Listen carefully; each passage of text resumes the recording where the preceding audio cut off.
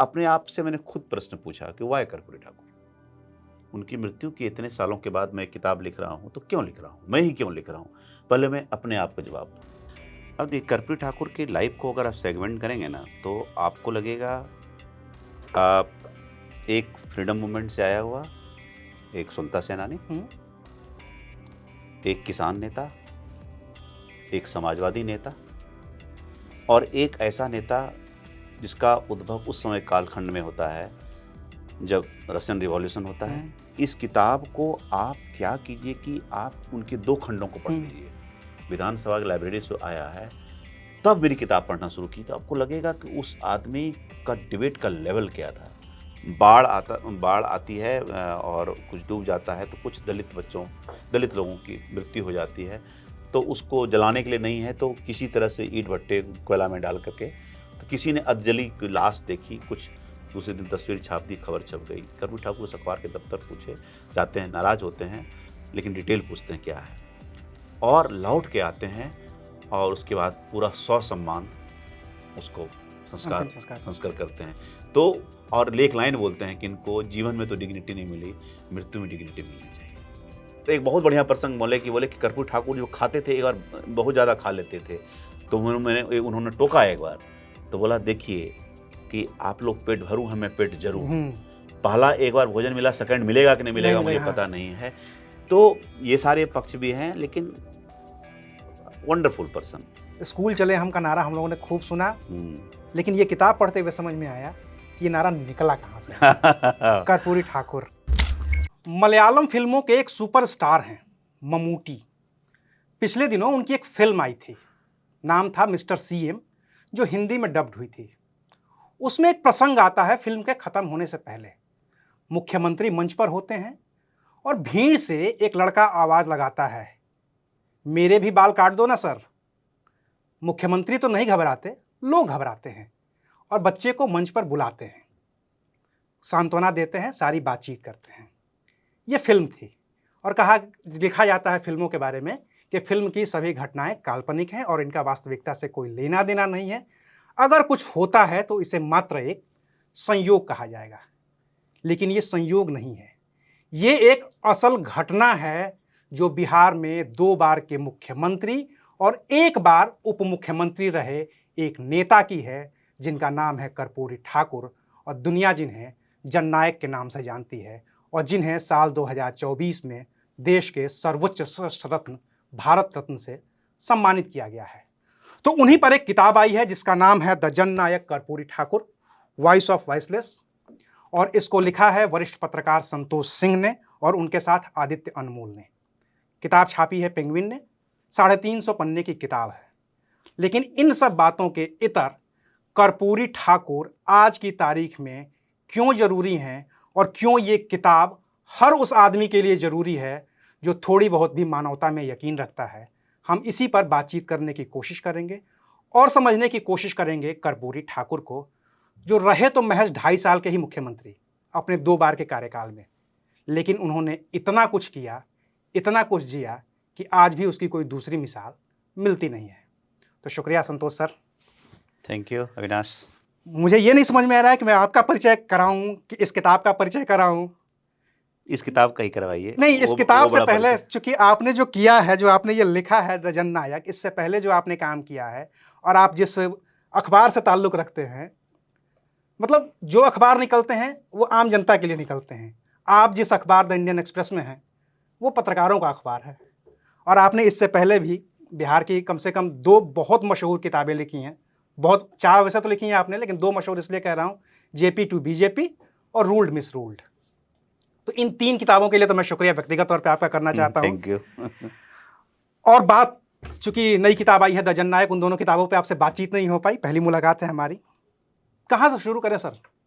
कर्पूरी ठाकुर से। Over to you, आप जहाँ शुरू करें। तो यहीं से शुरू करते हैं जहाँ से आपके बारे में ये बात की जाती है कि जब भारत रत्न मिल गया और तब संतोष सिंह को ये लगा कि नहीं, एक किताब लिख देनी चाहिए, और इसलिए उन्होंने कर्पूरी ठाकुर पे एक किताब लिख दी। जबकि ये किताब पढ़ते हुए समझ में आया कि अगर कोई भी इस किताब को लिखने की कोशिश करेगा और फुल टाइम कोशिश करेगा तो कम से कम 3 साल का वक्त उसको लगेगा। कैसे शुरू हुआ इसको लिखने का सफर? इस किताब के बनने की कहानी अविनाश बहुत इंटरेस्टिंग है। और मैं बांका ज़िले में, एक रामचुआ गाँव है, बिहार के बांका ज़िले में, तो समूहगंज थाना में। तो मैं एक प्राइमरी स्कूल में पढ़ता था और वो 77 का जो एंटी रिजर्वेशन जो पूरा होता है स्लोगन, उसमें कि उस प्रोटेस्ट में कुछ बच्चे चाहिए नारा लगाने के लिए। और अब बताइए, मेरी 5-7 साल उम्र, 7 साल की उम्र रही होगी, 71 का बॉर्न हूँ मैं, और ये 78 की घटना है। मतलब वो वाला नारा कि ई आरक्षण कहाँ से आई? नहीं, नहीं, वो वाला नहीं। वो उसके बाद बड़े-बड़े बच्चे भी थे। तकरीबन कहिए कि घसीट करके, ड्राइव करके, अभी करके हम लोगों को ले जाया गया। बगल में एक कुरमा गाँव था, वहाँ से समूहगंज जाना था 4-5 किलोमीटर पैदल। और नारा था, कर्पूरी कर्पूरा छोड़ गद्दी पकड़ उस तरह। हाँ। ये नारा था। तो मैं भी नारा लगा रहा था। 1978 का साल, 2024 का साल, आज मैं उनका बायोग्राफर हूँ। आप देखिए कि क्या चक्र होता है। बनने की कहानी ये है कि जब मैंने पहली किताब रूल्ड और misruled story in destiny of Bihar लिखा, जो ब्लूम्सबरी से आई थी 2015 में, तो उसमें मैंने, वैसी किताब तो लालू जी नीतीश जी पर थी, एक कनेक्टिंग चैप्टर था जिसमें कि श्री कृष्ण सिंह से लालू जी की कहानी कहता हूँ, और उसमें पुरजोर तरीके से कांग्रेस के पतन के मैंने 5 कारण दिए थे, और उसमें कर्पूरी ठाकुर का 400-500 वर्ड का जिक्र था। तो सबने बातचीत की। रवीश कुमार ने मुझे फ़ोन किया कि संतोष जी, कर्पूरी जी का प्रसंग संक्षिप्त है लेकिन शानदार है, एक किताब हो सकती है। हल्के से बोल के निकल गया। मेरे दिमाग में बात टिक गई। लेकिन तब तक मैं, कोई ऐसा कुछ नहीं था कि कर्पूरी ठाकुर किताब लिखेंगे, कोई छापेगा नहीं छापेगा, और संग्रह कुछ मटेरियल भी नहीं थे। लेकिन ये थोड़ा ट्रांसलेट हुआ, आगे बात आगे बढ़ी दूसरी किताब में, जब मैंने वितस्ता से सेलेक्ट के लिए जेपी टू बीजेपी लिखी, जो कि 100 साल का लैंडमार्क, 1920 से लेकर के 2020 तक की कहानी थी उसमें, थ्रू पर्सनालिटीज। तो उसमें मैंने एक चैप्टर लिखा, Karpoori Thakur the original subaltern hero. तो 500 से वर्ड्स यात्रा 8000 तक पहुंचती है। अब उस बीच में एक किताब लिखी, उसका जिक्र भी नहीं करूंगा क्योंकि कोर्ट में मामला चला गया है, वो बात आई गई हो गई। तो ये किताब जब मैं सोच रहा था, तो मेरे पास बहुत कम संग्रह के मटेरियल थे। अमेजन पर तो शायद कुछ भी नहीं था। कर्पूरी ठाकुर के पुत्र रामनाथ ठाकुर जो अभी मंत्री हैं, उन्होंने कुछ छपाई थी, तो प्रशंसा के फॉर्म में जो लोग क्या बोल रहे अपने हैं, पिता के बारे में तो वही पिता के बारे में है, तो वो था। और 3-4 किताबें थी और हिंदी की, कुमार अमरेंद्र की थी, और नरेंद्र पाठक की किताब थी कर्पूरी और समाजवाद। जन से नायक तक एक और किताब थी, आई थिंक विष्णुदेव खरे की शायद किताब है, और छिटपुट कुछ अंश थे। तो 5-7 किताबें, मेरी बात कहानी खत्म हो गई। अमेजन पर नहीं मिली तो मैं अशोक राजपथ से जितना भी था बिहार से संदर्भ में, सोशलिज्म से रिलेटेड, समाजवाद से रिलेटेड, उस समय से जितने रिलेटेड थे, मैंने 50 के बाद के या उसके पहले से कहिए, जो भी बिहार का चीज़ था, तो छोटे छोटे प्रकाशन वहाँ जा कर के मैंने जो मिला, एक दिन मैंने 5000 की किताब वहाँ से खरीद के अशोक राजपथ से लाया। तो कुछ कुछ हुआ। फिर मैंने अंग्रेजी खोजना शुरू किया कि कौन कौन आया है। तो मुझे लगा कि भाई एक जापानीज राइटर आए हैं, एक शोको माजिमा वो भी आए हुए हैं, और जो आए हुए हैं, उसके बाद मैंने उसका एडवांस स्टडी देखा। फिर देखा मैंने क्रिस्टोफर जेफरोले ने क्या लिखा है, जेफरी विट्सो ने डेमोक्रेसी अगेंस्ट डेवलपमेंट में क्या लिखा है। इस तरह करते करते मैं किताब जोड़ते गया और 75 किताबों की बिब्लियोग्राफी मेरी तैयार हुई। मुझे लगा ये तो हुआ एक रेफरेंस का सेक्शन। ये तो शुरुआती तैयारी हुई। ये शुरुआती तैयारी थी। उसके बाद फिर मैंने एक, जिसे लोग गूगल सर्च करते हैं कि मैगजीन्स में क्या छपे, तमाम अखबारों में उसमें क्या क्या छपे, तो 10-20 आर्टिकल वहाँ भी मिले, रिपीटेटिव थे। लेकिन असली कहानी शुरू हुई मेरे इंटरव्यू से। मैंने 70 आदमी का इंटरव्यू किया, पुराने आदमी, जैसे उस समय के एमपी उनके साथ काम किया, रामजीवन सिंह, जैसे शिवानंद तिवारी राज्यसभा एमपी, उनके पिता चूंकि उनके साथ रह चुके थे, त्यागी, गजेंद्र हिमांशु, सोशलिस्ट लीडर उस समय के। तो 70 आदमी की जब लिस्ट हुई तो मुझे लगा कि अब कहानी खिल के थोड़ी सी निकल के आ रही है। फिर मैं 3-4 बार उनके गांव गया, गांव के बूढ़ों से जो 80s में हैं उनसे बातचीत की, तो कहानियाँ मिलती चली गई। उसका मैं सिरा जोड़ता चला गया। तो मैंने इसको रिपोर्टिंग, रेफरेंस और इंटरव्यूज, ये 3, और ऑफ कोर्स मैंने बताया कि अपने फील्ड रिपोर्टिंग किया, और थोड़ा सा मैंने अपना पॉलिटिकल एनालिसिस जो भी इतना बिहार मैंने कवर किया है वो ऐड किया, और एक कंटेम्पररी एलिमेंट की जानने शुरू किए। और अपने आप से मैंने खुद प्रश्न पूछा कि वाई कर्पूरी ठाकुर, उनकी मृत्यु के इतने सालों के बाद मैं किताब लिख रहा हूँ तो क्यों लिख रहा हूँ, मैं ही क्यों लिख रहा हूँ, पहले मैं अपने आप को जवाब दूँ।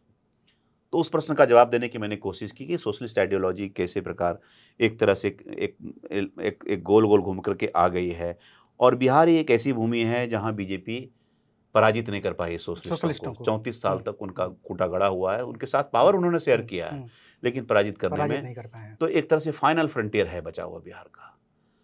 और एक नेता जो कि जिसने कि ये लौ जगाई थी, ये लौ जो 77 में नहीं लगाई थी, 67 में जगाई थी, तो उस नेता की लीगेसी कैसे आगे बढ़ती है। तो ये किताब मेरी लगभग कंप्लीट हो गई। तो मैन्युस्क्रिप्ट मैंने फाइनल लास्ट ईयर जमा कर मई दिया, 2023 में। मई 2023 में। और मैंने ये सेंटेनरी ईयर के हिसाब से लिखा था कि 100 साल में हाउ कर्पूरी इज रिबॉर्न। इसी प्रेमाइज के साथ हम पेंगुइन के पास गए। पेंगुइन मिली ऐश्वर्या जी काइंड एनफ तो एक ही ड्राफ्ट में वो संतुष्ट हो गई। उन्होंने कहा अब जब वो भारत रत्न मिला तब तो किताब अपने आप उठी गई, फिर वो किताब उठ गई, उठनी थी। और अब इसको लोग जैसे इंटरप्रेट करेंगे, लेकिन जब किताब इसको पढ़ेंगे जैसे आपने पढ़ा है तो लोगों की शंका निर्मूल हो जाएगी कि किताब बनने की क्या कहानी है।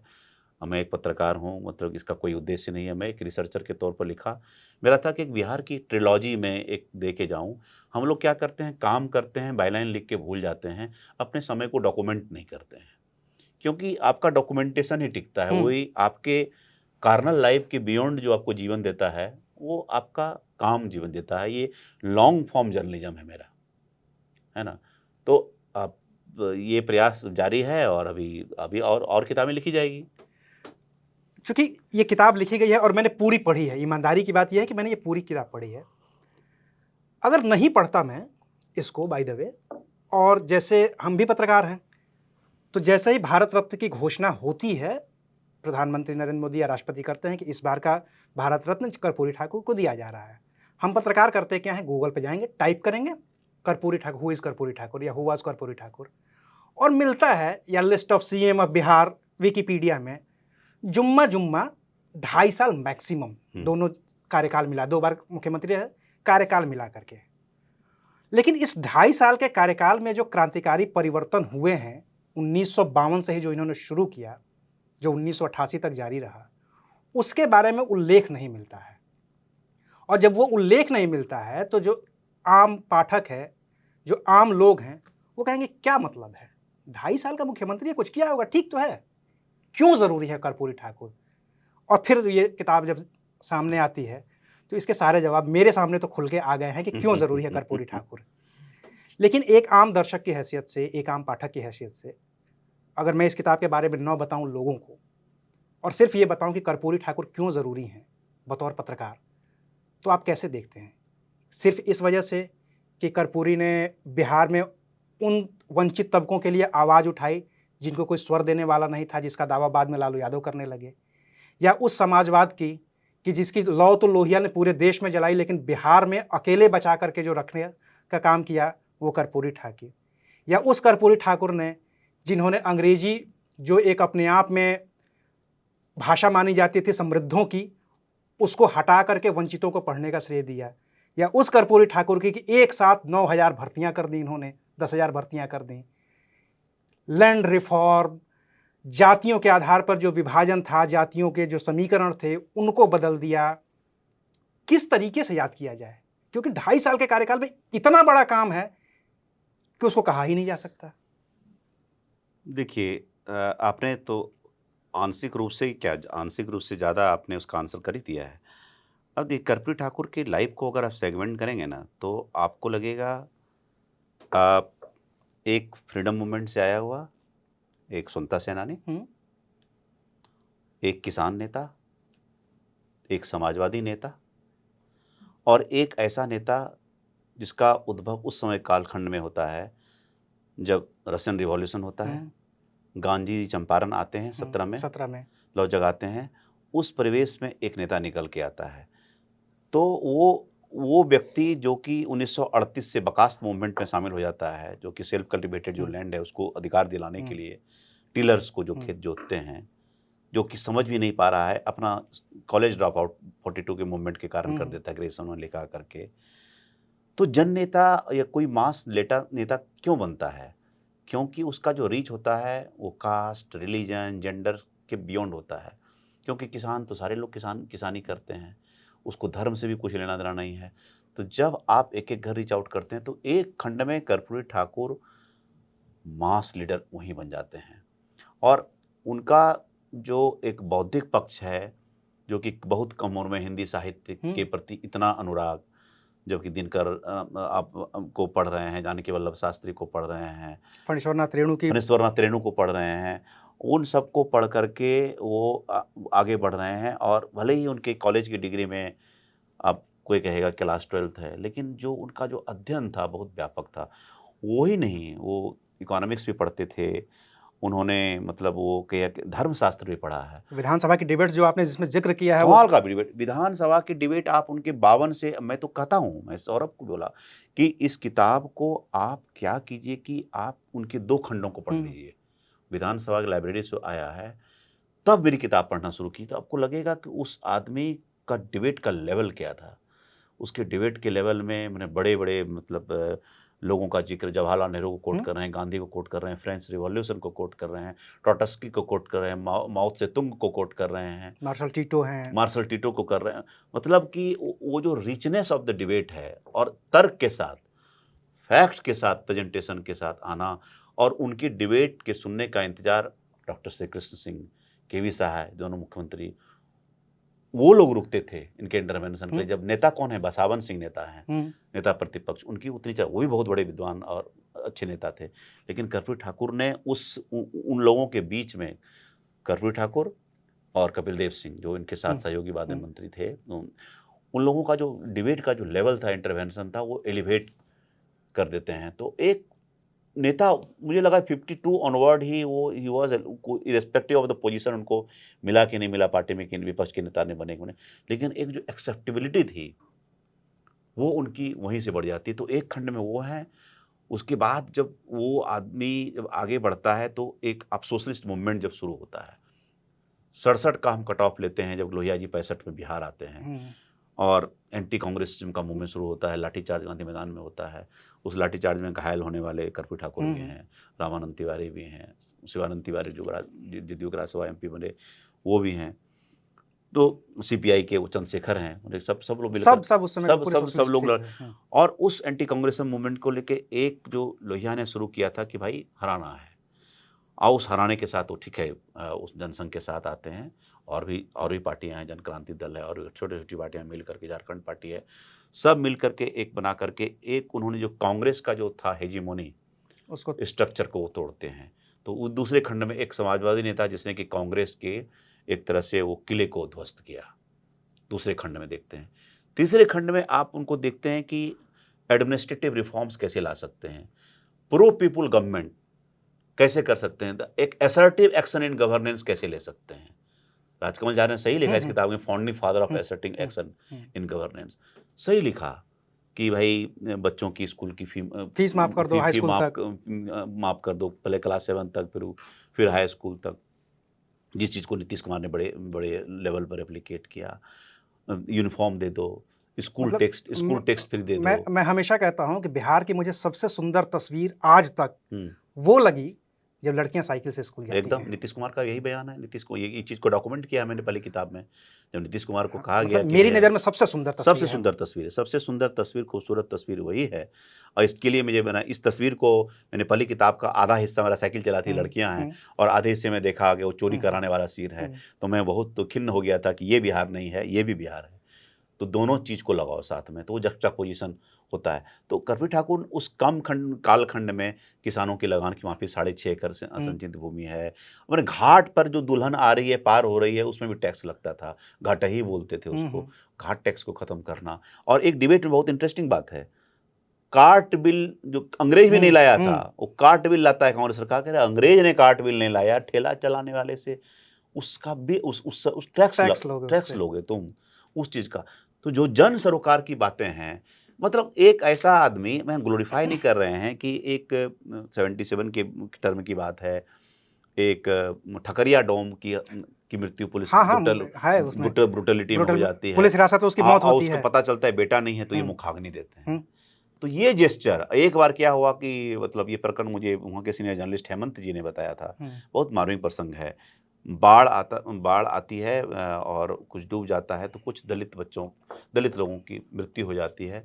तो उसको जलाने के लिए नहीं है, तो किसी तरह से ईंट भट्टे कोयला में डाल करके, तो किसी ने अधजली की लाश देखी, कुछ दूसरे दिन तस्वीर छाप दी, खबर छप गई। कर्पूरी ठाकुर उस अखबार के दफ्तर पूछे जाते हैं, नाराज होते हैं, लेकिन डिटेल पूछते हैं क्या है, और लौट के आते हैं, और उसके बाद पूरा ससम्मान उसको अंतिम संस्कार संस्कार करते संस्कार हैं। करते हैं। तो और एक लाइन बोलते हैं कि इनको जीवन में तो डिग्निटी नहीं मिली, मृत्यु में डिग्निटी मिलनी चाहिए। तो ये जो एक जो टच है आदमी का, एक मतलब कलेजा जाते हैं, मैं भावुक हो गया बस बात को बात करते हुए, कि ये जो टच होता है एक जन नेता का, वो तो भूल जाते हैं। अखबार में छपा है तो क्या हुआ, एक रिजॉइंडर, एक खंडन, हम्म, एक सरकारी बयान डीएम से दिलवा करके उन्होंने इंश्योर किया कि ये हो। तो ये जो तड़प थी लोगों तक की पहुंचने की, सुशील मोदी बराबर बोला करते थे वो, कि मैंने उनसे सीखा है कि पॉलिटिकल स्पॉट पर कैसे जाया जाए। पॉलिटिकल स्पॉट पर बात के नेता नहीं गए, उतने नहीं गए, मैं नाम नहीं लूंगा, लेकिन नहीं गए वो। एक एक घटना पर वो एक पॉलिटिकल रिपोर्टर थे, स्पॉट पे जाते थे। अली अनवर बताते हैं, अली अनवर उसमें पत्रकार थे जो राज्यसभा एमपी बने। अली अनवर अंसारी बोलते हैं कि हम लोग उनको बीट ही नहीं कर पाते थे, कि एक ही बार हुआ जो उनको बीट कर पाए। और एक बहुत बढ़िया प्रसंग बोले कि कर्पूरी ठाकुर जो खाते थे, एक बार बहुत ज़्यादा खा लेते थे, तो उन्होंने टोका एक बार, तो बोला देखिए कि आप लोग पेट भरूं हैं, मैं पेट जरूं हूं। पहला एक बार भोजन मिला, सेकंड मिलेगा कि नहीं नहीं मिलेगा मुझे मिलेगा, हाँ। पता नहीं है। तो ये सारे पक्ष भी हैं, लेकिन वंडरफुल पर्सन। अगर जैसे आपने 3 खंडों में बांटा, चलिए 3 खंडों में ही बांट के इस पूरी बातचीत को किया जाए। उनका गांव पितौंझिया, जहां वो पैदा होते हैं, पैसे नहीं होते हैं उनके पास स्कूल के लिए। उनके पिता जाते हैं एक जमींदार के पास, 2 रुपए दे दो, फीस जमा करनी है, और जमींदार कहता है कि पानी भर दो, 27 बाल्टी पानी से 27 बाल्टी पानी से नहलवाओ। वो कर्पूरी ठाकुर जब मुख्यमंत्री बन जाते हैं, और तब उनको पता मुख्यमंत्री बनने के बावजूद गांव में, उसी पितौझिया गांव में, वो जमींदार, कोई दूसरा जमींदार उनके पिता को बुलाता है कि बाल काट दो, दाढ़ी बना दो, तबीयत खराब रहती है, वो नहीं जाते हैं। लठैत भेजता है वो। लठैत भेजता है, और फिर पूरा प्रशासनिक अमला सक्रिय हो जाता है कि मुख्यमंत्री के पिता की पिटाई हुई है। और कर्पूरी ठाकुर कहते हैं कुछ मत करो, क्योंकि मैं मुख्यमंत्री नहीं रहूंगा तो मेरे पिताजी जो करते हैं वही करना पड़ेगा। वही करना पड़ा। कैसे इतने ऐसे सारी पिताओं की समस्या तुम दूर कर पाओगे? ये एक सामाजिक चक्र है, समय का चक्र है, समय के चक्र के साथ ठीक हो जाएगा। और उसका दूसरा खंड है कि वो गांव जाते हैं तो वो इतना शर्मिंदा होता है वो आदमी जो किया होता है, कि भाई मुख्यमंत्री होते हुए इसने दंड नहीं दिया। दंड नहीं दिया। तो वो जो उनका जो मैग्नेनिमिटी है, सदा सहायता है, उसका लोग कायल हो जाता है। ऐसे उनके बहुत सारे उदाहरण हैं जो उनकी शिकायत किया करते थे, उनके घर पर आके शोर मचाया करते थे। वो जब गांव में जाते थे उसको बुलाते थे कि क्यों ऐसा करते हो, वो मतलब उसका प्रतिकार नहीं करते थे जी। एक जो मुझे, चूंकि अगर इनके काम गिनाने पे आए हम, तो 2 चीज़ें सबसे बड़ी कही जाती हैं। एक तो रिजर्वेशन, जो 26% का रिजर्वेशन है, जिसके आधार पर पूरे रिजर्वेशन को नए सिरे से परिभाषित किया गया, चाहे वो मंडल कमीशन की बात हो उस वक्त, या चाहे नीतीश कुमार ने आगे बढ़ के जो एमबीसी का पूरा बंटवारा किया और उसके बाद नए सिरे से रिजर्वेशन दिया। इसको कैसे देखते हैं आप, चूंकि आप बिहार में रहे हैं? बिहार में जो अगड़ा और पिछड़ा की लड़ाई है, वो कर्पूरी ठाकुर की वजह से नहीं है, या कर्पूरी ठाकुर के वक्त से नहीं है। ये त्रिवेणी संघ और बहुत पहले चली जाती है, जिसका जिक्र इस किताब में है। मैं ज़्यादा इसलिए नहीं बता रहा हूँ क्योंकि मैं सब बता दूंगा और आपसे सुन ही लूंगा, तो फिर ये थोड़ी कम हो जाएगी। कैसे आप देखते हैं? देखिए, रिजर्वेशन की कहानी ये थी कि आप देखिए कि अगर आप ईबीसी का लिस्ट देखिएगा, करीब 130 के करीब जातियां हैं, और उसमें मुस्लिम की बहुत सारी जातियां हैं। अभी आप देखिए ईबीसी का फिगर आया 36.1%, तो उनको जो जनरल इंप्रेशन जिन्होंने फॉलो नहीं किया उनको लगेगा सारे हिंदू ईबीसी हैं, और 11% उसमें मुस्लिम ईबीसी हैं। वो मैंने, हाँ, तो उनकी संख्या, कर्पूरी ठाकुर का कहना था कि रिजर्वेशन का लाभ किसको दे रहे हो? वही शुरुआत के 5-7 लोगों को, 5-7 जातियों को और जो उसके बाद जो नीचे तक फ़िल्टर नहीं कर रहा है, तो जब तक जो एक बड़ा चंक है जिनकी संख्या ज़्यादा है, जो अब 36 और 23 का जो आया है आंकड़ा, तो आप उसकी कैटेगराइज़ करो। तो उस कैटेगराइज़ेशन में इनपुट बाद में भारतीय जनसंघ का जो धड़ा था उसका भी था। तो 12-8 का ओरिजिनल कांसेप्ट था, 12% ईबीसी 8 का, तो फिर उसमें मॉडिफिकेशन करके इनकी सलाह से 3% इन्होंने गरीब सवर्णों को दिया और 3% महिलाओं को दिया, जो कि पायनियरिंग बात हो गई उस समय। तो ये न सिर्फ OBC equity with in equity concept आता है, reservation with in reservation concept आता है, बल्कि फर्स्ट टाइम वुमेन का रिजर्वेशन, फर्स्ट टाइम ईडब्ल्यूएस का भी कांसेप्ट जो आता है, जिसको कि बाद में मोदी सरकार ने 10% में कन्वर्ट किया। तो आप देखिए कि वो आदमी समय के कितने पहले थे।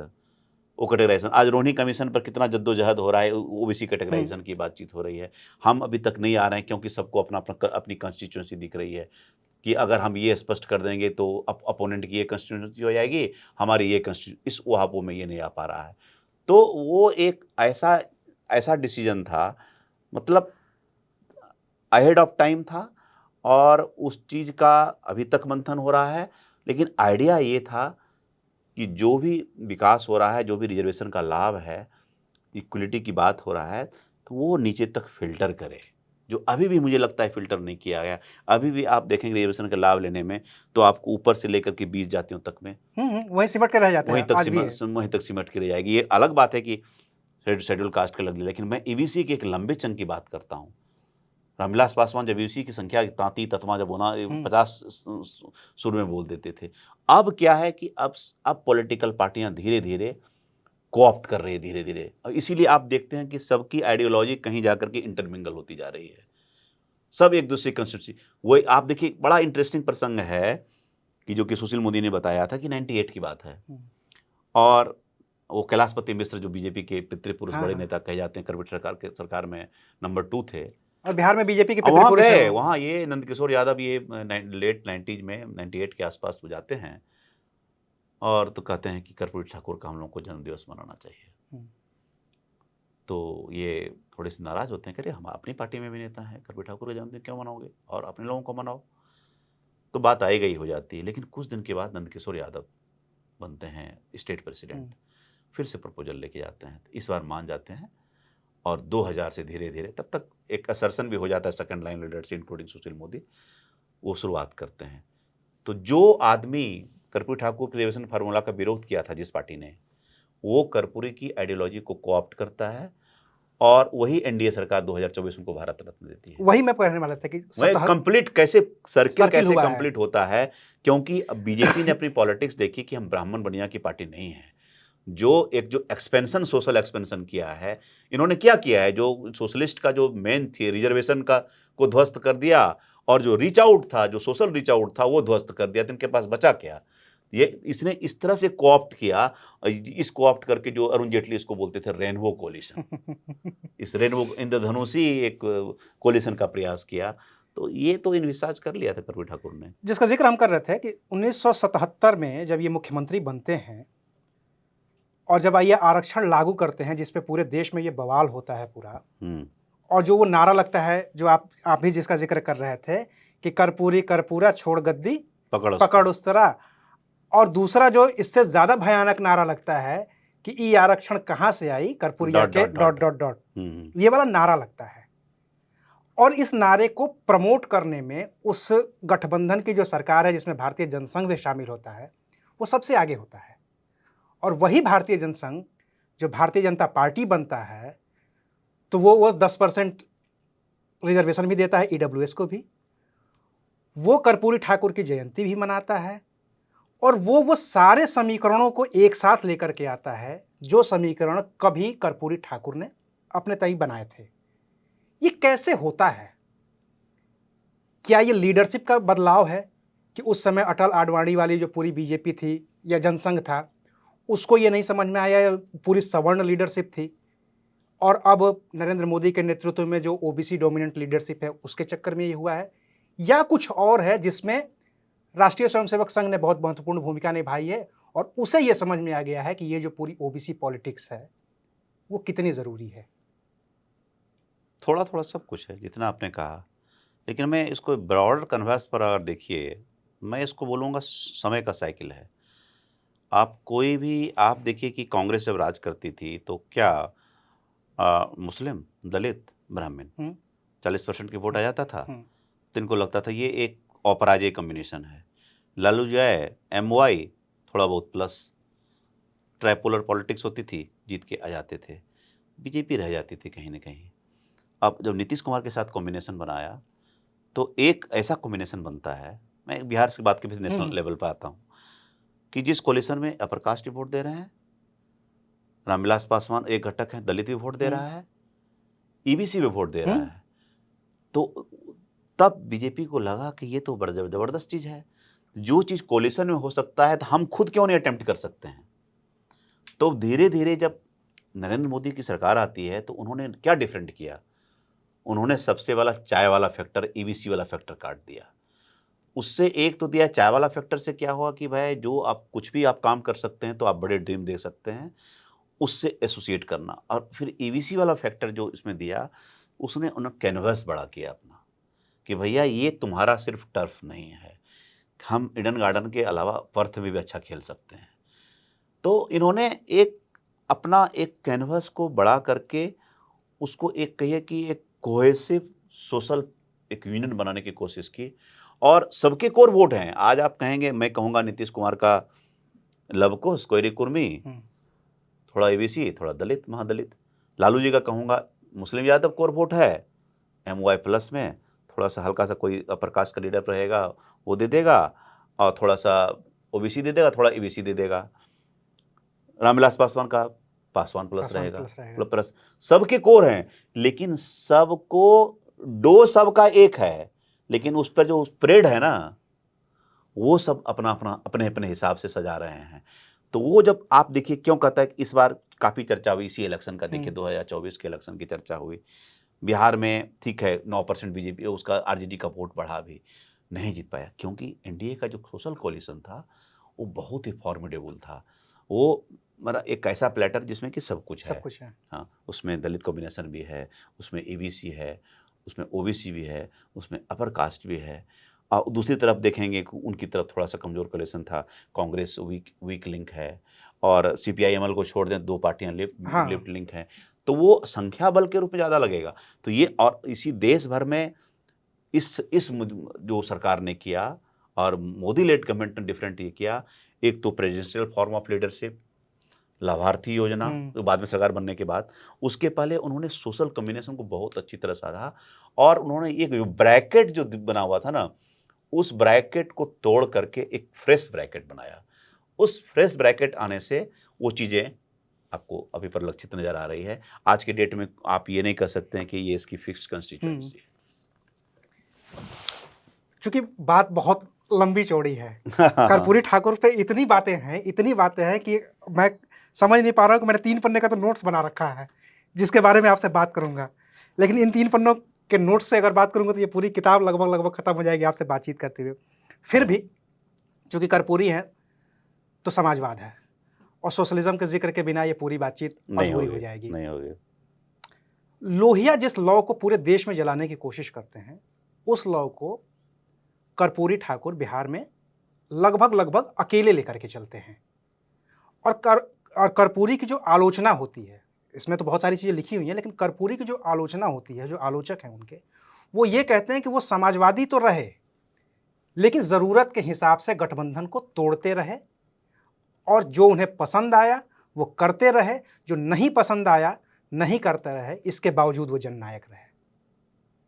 हर सरकार गिराने में, बनाने में उनकी सबसे बड़ी भूमिका रही है 67 के बाद से 88 तक। नहीं, गिराने में उनकी उतनी भूमिका नहीं रही है, मतलब इस खंड से थोड़ा-सा मैं डिसएग्री करता हूँ। उससे ज़्यादा भूमिका और लोगों की रही है। सरकारें आई, और बल्कि इनकी सरकारें गिराई गई। हाँ, हाँ, तो मैं आपका मूल प्रश्न क्या था? पेक था?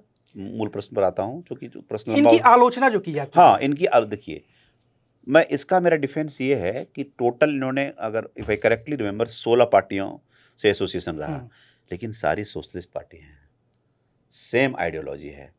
एकमात्र आलोचना इनकी ये है, वो भी समय की माँग थी, कि इन्होंने जनसंघ के साथ सरकार बनाई, वो लोहिया ने बनाई गोलवलकर के साथ मिलकर के। हम्म। वही रेप्लिकेट 77 में हुआ, 77 में जनता पार्टी वाला जनता केंद्र में पार्टी हुआ, वही वहाँ बिहार केंद्र में में भी हुआ, 89 में हुआ, हम्म। थर्ड रेप्लिकेशन था। हम्म।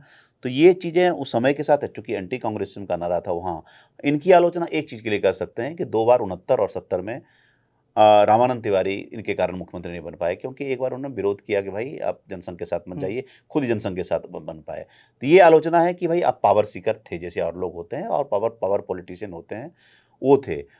लेकिन ऑफ कोर्स कोई भी अगर पॉलिटिक्स में है, कोई संत तो नहीं होता, लेकिन मैं इनका डिफेंस ये है कि इन्होंने सोशलिस्ट आइडियोलॉजी से वो कॉम्प्रोमाइज़ नहीं किया। लेकिन आप जिसे देखिए कि रिजर्वेशन, अब देवराज उर्स ने कर्नाटका में अपने शासन के लास्ट में 2 साल में किया। ये क्यों रिस्क लिए? ये भी आराम कर सकते थे, 5 साल सरकार चल जाती है इनकी। इन्होंने 1.5 बरस के बाद पूरा उस चीज़ को तुरंत नहीं किया। 1.5 बरस, जबकि इनका मतलब मैनिफेस्टो का पार्ट था। ऐसा नहीं था कि इन्होंने कोई सपना आया था।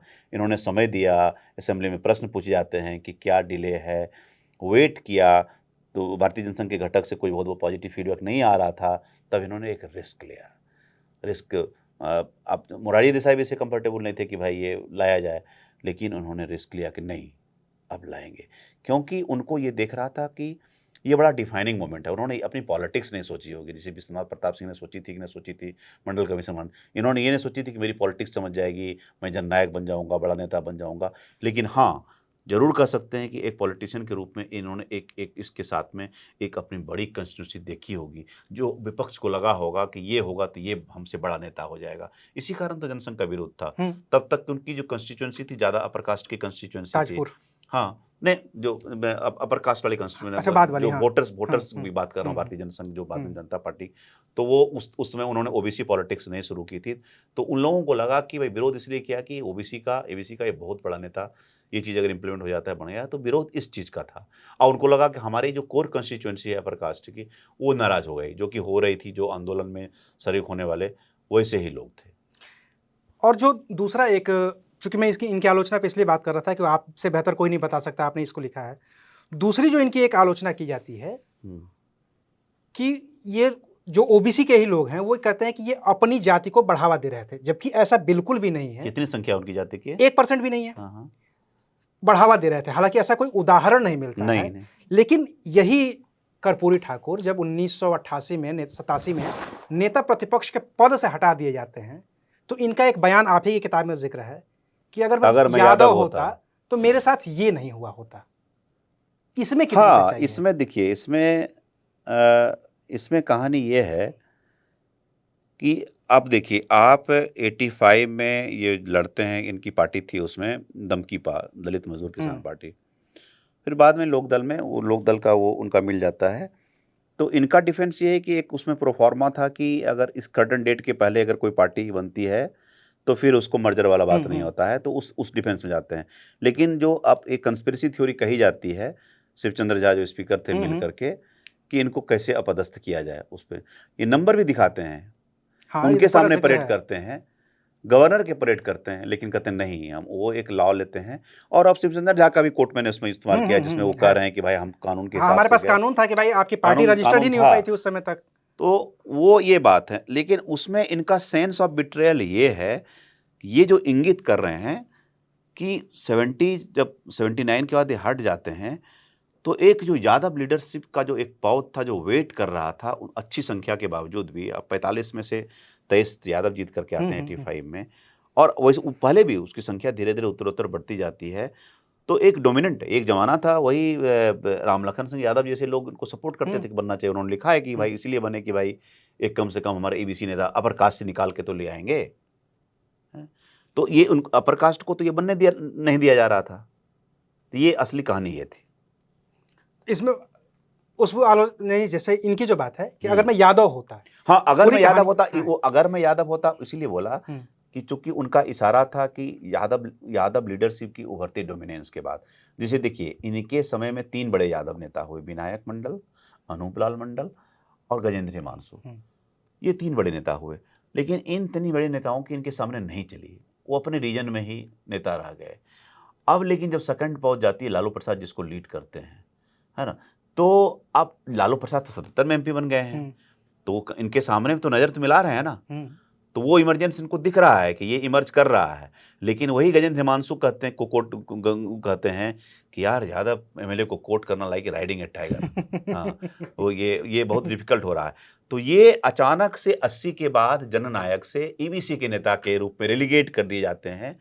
तो ये जो तड़प है ना, इसी तड़प के कारण वो बोलते हैं कि आज मैं अगर यादव होता। और इनको क्या डिफेंस किया है कपिल देव सिंह जो उनके सहयोगी थे कि how can you call him a casteist, what is is population of his caste, you can call me casteist, I am an upper caste Bhumihar. मेरे मेरे पॉपुलेशन है, उनको कास्टिस्ट क्यों करोगे। और देखिए उनका फॉरवर्ड में जो लिखते हैं, आप 10वां चैप्टर जो आप पढ़े होंगे, शुरुआत ही मैंने किया है वो कैसे डिफेंड करता है कि बैकवर्ड फॉर्ट्स मैंने बनाए हैं, ये वर्ण व्यवस्था हमने बनाई है, कोई अगर पिछड़ा रह गया उसके लिए हम करें, हम पर दोष लगे कि हम कास्टिस्ट हैं, ये तो गलत है ना। जबकि जननायक कहने वाले चंद्रशेखर थे जो खुद जननायक अपर कहने कास्ट वाले हैं। खुद अपर कास्ट हैं, जननायक कहने वाले ये हैं अपर कास्ट हैं। अपर कास्ट ये चंद्रशेखर जिन्होंने बाद में उसका रिजर्वेशन का विरोध किया था मंडल वाले का। हाँ तो अगर वो ऐसे हो सकते थे तो हाँ। फिर तो नहीं कह पाए हाँ, तो होते। वो एक जो तड़प है ना कि एक लीडर जो कि कभी जननायक कहा जाता था, उस लीडर को लीडरशिप क्राइसिस होता है, उसको चुनौती दी जाती है और आप वो देख रहे हैं कि एक शिफ्ट हो रहा है। एक जो एक यादव डोमेन, देखिए त्रिवेणी संघ में 3 हम्म, बड़ी जातियों को, ओबीसी जातियों का, कोयरी, कुर्मी, यादव। यादव। पावर किसको मिला?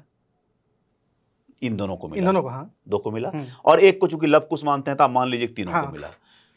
त्रिवेणी संघ के बाद कहाँ गया? बिहार में, उत्तर प्रदेश में तो थर्ड पावर ट्रांसफर हो गया। आपने तो ईबीसी नहीं किया, और आपके जो भी दलित बने, चाहे वो भोला पासवान शास्त्री बने, रामसुंदर दास बने या जीतन राम मांझी बने, ऑल वेर प्लेस होल्डर्स। हाँ, वो प्लेस होल्डर्स, उन्होंने नेचुरल रूप से मायावती की तरह कोई नहीं बने हैं। तो बिहार में तो थर्ड पावर ट्रांसफर हुआ ही नहीं है अभी। मैं तो मान रहा हूं ओबीसी से ईबीसी नहीं हुआ है, ये तो फोर्थ मानूंगा दलित वाले को मैं। तो उस कैटेगरी में भी पावर ट्रांसफर नहीं हुआ, तो वो उस तरफ जो रास्ता जा रहा था। और अब दिखाइए कि मतलब इनको, मतलब 84 के चुनाव में हार गए, एक यादव गांव में इनको दूध दोहना पड़ गया था, दूध भी नहीं निकला, वोट भी नहीं निकला। हाँ, दो दूर रहते वो चुनाव हार गए। ये वो उनकी मनोदशा दिखाती है। वो बहुत, मतलब 87 के हारने के बाद वो टूट गए थे, वो जब विपक्ष के नेता नहीं रहे तो बहुत टूट गए थे। तो उसी समय से कहीं ना कहीं अगर थोड़ा सा जल्दी उनकी मृत्यु हो गई, तो मुझे लगता है कि वो जो आघात था ना, वो एक जो इतना, आप बताइए कि वो 52 से एक सर्वमान्य नेता 9 बार लगातार जीतना, और एक चुनाव 84 की हवा में सब लोग हार गए थे। वो तो दुनिया के लोग हारे थे, दुनिया के लोग हारे थे, तो वो भी हारे। लोकसभा वो थी। हाँ, वो भी तो एक होता है ना कि भाई आप अपने आप से हार गए, अपने समय से हार गए, या फिर जो चेंज हो रहा था, पॉलिटिकल चेंज, उसको एक्सेप्ट करने में असमर्थ थे। बहुत सारे कारण हो सकते हैं, सब तो सत्ता के लिए करता है। गंगा प्रसाद जनसत्ता के जर्नलिस्ट हमारे साथ में थे, उसमें पता नहीं किस अखबार में थे, उन्होंने फ़ोन किया मृत्यु के 1 दिन पहले। सोशलिज्म पर बहुत ज़बरदस्त उनसे बहस हुई कि भाई सोशलिस्ट को पहले मूवमेंट करना चाहिए, तब पावर आने की सोचना चाहिए, फिर से मूवमेंट कीजिए। तो वो डिसएग्री किए कि नहीं, हम एम्पावरमेंट के लिए हमको पहले गवर्नेंस में आना जरूरी है, कब तक हम रोड पर मूवमेंट करते रहेंगे। अच्छी तीखी बहस दोनों में होती है, अगले दिन इनकी मृत्यु हो जाती है। उस पर हम आएंगे मृत्यु वाले पे, क्योंकि मृत्यु वाले में कॉन्स्पिरेसी थ्योरी भी है जो आपने इसमें गुरु का जिक्र किया है। जरूर जरूर। इनकी पॉलिटिक्स पे मैं खासतौर से फोकस कर रहा हूँ, काम पे नहीं, पॉलिटिक्स पे। जी जी जी। और इनकी कमियों पे या इन पे जो आरोप लगते हैं उस पे। 1967 उर्दू भाषा पर दंगा, उप मुख्यमंत्री बनते हैं और ये उर्दू शिक्षा मंत्री भी रहते हैं, और ये दूसरी भाषा उर्दू बिहार सरकार की दूसरी ऑफिशियल लैंग्वेज होगी, ये इंडोर्स करते हैं। जनसंघ और दूसरे जो लोग हैं वो विरोध करते हैं और दंगा होता है, और इसके फेवर में ये कहते हैं कि हमें मुस्लिम वोट भी तो चाहिए। तो ये तो एक समाजवाद से आगे बढ़ के एक स्मार्ट पॉलिटिशियन की निशानी नहीं है, एकदम स्मार्ट पॉलिटिशियन की निशानी है। वो उन्होंने कई बार जो प्राइवेट कन्वर्सेशन में मुस्लिम कंस्टिट्यूंसी पर की नज़र थी, और ऐसा नहीं था कि मुस्लिम को वोट नहीं मिलता था, मुस्लिम का अच्छा खासा वोट मिलता था। लेकिन जो ऑन ब्लॉक 89 के दंगे के बाद लालू जी को मिल गया बिना कुछ किए हुए, तो ये इनको तो सब कुछ अर्जित करना पड़ा है ना लाइफ में। तो एक चाह थी कि एक बहुत बड़ी कंस्टिट्यूंसी है, वो कंस्टिट्यूंसी साथ में आ जाए, तो वो एक प्रयास था, ऐसा नहीं था कि किसी की कीमत पर था। मैं उसको पूरी तरह से अपीजमेंट नहीं करूँगा, ये भी अपना ब्रॉडबेस करना चाह रहे थे कि इतना सोशलिस्ट डिपेंडेंस है, इतना सारी पार्टी मिल के सरकार बनती है, अपना ही नंबर आ जाए। तो मुझको नहीं लगता है कि पॉलिटिकली इसमें कुछ गलत था। वो एक पॉलिटिकल डिसीजन था, दंगा हुआ, ये वो दैट वाज़ ऑफ कोर्स माना वो एडमिनिस्ट्रेटिव लैप्स था। हाँ, लेकिन वो एक ट्रिगर था क्योंकि वो समाज उसमें उस चीज़ को एक्सेप्ट करने की स्थिति में नहीं था। जी।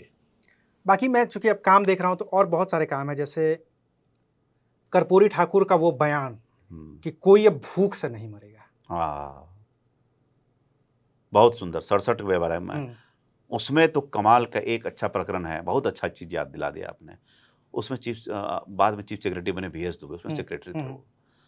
वीएस दुबे ने बहुत तफ़सील से मुझे बताया था उसमें कि पलामू में अकाल पड़ता है और ये फूड मिनिस्टर हैं कपिल देव सिंह, इनके डिप्टी चीफ मिनिस्टर हैं, सहयोग कर रहे हैं। तो एडमिनिस्ट्रेशन कहती है, चीफ सेक्रेटरी कहते हैं कि नहीं, उसको क्वालीफाई नहीं करता है कैटेगरी में कि फेमिन डिस्ट्रिक्ट हम करें। तब कहाँ-कहाँ से कर्पूरी जी किताब इकट्ठा करते हैं, लेके आते हैं और एक बहुत शानदार बहस करते हैं ब्यूरोक्रेट के साथ और ब्यूरो कन्विंस कर देते हैं कि भाई क्यों पलामू को बनाया जाना चाहिए और बहुत अच्छा मैनेजमेंट किया था उसमें फूड क्राइसिस का पटना में। कपिल देव सिंह मंत्री थे, फूड क्राइसिस का इतना सफल मैनेजमेंट किया, उसी प्रकरण में उन्होंने ये बात ये कही होगी। तो ये कहानी थी, उसमें जो दर्द था कि भूख से कोई नहीं मरेगा, ये उसी दर्द से आया था कि आप बताते थे कि किस प्रकार से मना लोग घरों से रोटियाँ बना-बना के लोगों को खिलाते जो कि थे। 65 में कितना गंभीर अकाल पड़ा था, हाँ, पूरा देश कितना भुखमरी की गंभीर चपेट में था। गंभीर गंभीर अकाल पड़ा था। जगजीवन राम से लड़ गए थे कि भाई आपने अगर केंद्रीय मंत्री रह के कुछ किया होता तो ये स्थिति नहीं होती। मतलब इंदिरा गांधी के सामने उनकी भर्त्सना कर दी थी। ये मॉरल राइट कर्पूरी ठाकुर का था। ये कपिल देव सिंह ने किया था, सॉरी, आई स्टैंड करेक्ट। और आज की तारीख में यही है कि आज भी अगर कोई भूख से मौत दर्ज हो जाएगी तो डीएम की नौकरी तो गई। हाँ, एकदम। ये कर्पूरी ठाकुर की देन। दूसरा, सर्व शिक्षा अभियान। हुँ, स्कूल चले हम का नारा हम लोगों ने खूब सुना, हुँ। लेकिन ये किताब पढ़ते हुए समझ में आया कि ये नारा निकला कहाँ से है। कर्पूरी ठाकुर। हाँ, मैंने वो सर्व शिक्षा अभियान से जोड़ा है, प्रधानमंत्री को भी को कोट किया है, न्यू एजुकेशन हम्म, पॉलिसी को भी रिलेट किया है और अमरजीत सिन्हा जो एजुकेशन सेक्रेटरी वहाँ रहे या बाद में केंद्र में सेक्रेटरी रहे, उनकी भी अच्छी किताब उस पर आई है पॉलिसी पर, उस चीज़ को मैंने ज़िक्र मैं किया सिर्फ है। दर्शकों को इसीलिए एनेक्डोट दे रहा हूँ कि डिटेल तो इस किताब में मिलेगी हाँ, आपको। हाँ, हम हाँ। सब तो नहीं बताने वाले हैं हाँ आपको। भाई, तो किताब पढ़िए तब ना इनरिच होइएगा उससे। दूसरा, एक जो चुनाव जीतने का एक बड़ा फंडा होता है, वृद्धा पेंशन। आहा! ये अपने घर जाते हैं बतौर मुख्यमंत्री, सब इनको जो माँ होता है, माँ हाँ, चवन्नी देती माँ है, चवन्नी देती, पिता के पास पैसा नहीं, पैसा पिता घर नहीं से होता। बाहर निकल जाते हैं कि हमको पैसा देना पड़ेगा। हम्म। तो वहीं से आइडिया आया कि बूढ़ों के पास पैसा रहना चाहिए। और आज की तारीख में वृद्धा पेंशन इस हुँ, पूरे देश में चुनाव जीतने का एक अहम जरिया हो गया है। हुँ। इसके अलावा अगर कर्पूरी ठाकुर को याद किया जाए, इनकी शिक्षा की पॉलिसी, इनकी जमींदार जो नीति थी, भूमि को लेकर के जो पॉलिसी, जो खाने को लेकर के पॉलिसी, तमाम लोगों को लेकर के पॉलिसी कि मुख्यमंत्री बनते हैं और देखते हैं कि लिफ्ट में कोई मजदूर नहीं आ हाँ, हाँ। सकता है, लिफ्ट से मैंने खाली गेस्टेड अफ़सर जाएगा। गजेटेड ऑफिसर जाएगा। तुरंत हटवाते हैं बोर्ड।